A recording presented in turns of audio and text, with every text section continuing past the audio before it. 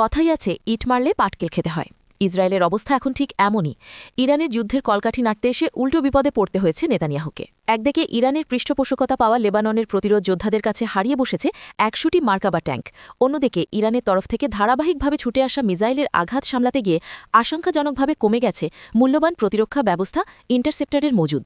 এ যেন নিজেদের করা সকল খারাপ কাজের ফল ভোগ করছে আমেরিকার সব অপকর্মের সঙ্গী ইসরায়েল। ১ মাস ধরে চলা যুদ্ধে নিজেদের সক্ষমতা বেশ ভালোভাবেই তুলে ধরেছে ইরান।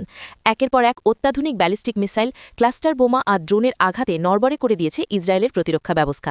রাডারের চোখ এড়িয়ে হামলা চালাচ্ছে ইসরায়েলের উপর। ৪ সপ্তাহ ধরে ইরানের হামলা প্রতিহত করতে গিয়ে এবার নিজেদের কাছে থাকা এরো ইন্টারসেপ্টরের সংকটে পড়েছেন নেতানিয়াহুর সেনারা। বেশ হিসেব করেই এখন ইন্টারসেপ্টর ব্যবহার করতে হচ্ছে তাদের। ইতোমধ্যেই ইন্টারসেপ্টরের মজুদ কমে আসায় ডিমোনা এবং আরাদে ইরানের প্রতিশোধমূলক ক্ষেপণাস্ত্র হামলা রোধ করতে ব্যর্থ হয়েছে ইসরায়েল। নিজেদের ব্যর্থতা লুকাতে ইসরায়েল জানাচ্ছে তারা এখনও ৯০-৯২% ক্ষেপণাস্ত্র প্রতিহত করতে সক্ষম। তবুও বাস্তবতা বলছে ভিন্ন কথা। বিশ্লেষকদের ধারণা, সংঘাতের প্রথম ১৬ দিনেই ইসরায়েলি বাহিনী প্রায় $২৬ বিলিয়ন ব্যয়ে ১১,২৯৪টি যুদ্ধাস্ত্র খরচ করেছে। এদিকে এখন পর্যন্ত ৪০০টির বেশি ব্যালিস্টিক ক্ষেপণাস্ত্র নিক্ষেপ করেছে ইরান। ফলে অনেকটাই কমে এসেছে ইন্টারসেপ্টরের মজুদ। বলা হচ্ছে ইতোমধ্যেই অ্যারো 2 এবং অ্যারো 3 প্রতিরক্ষা ব্যবস্থার প্রায় ৮০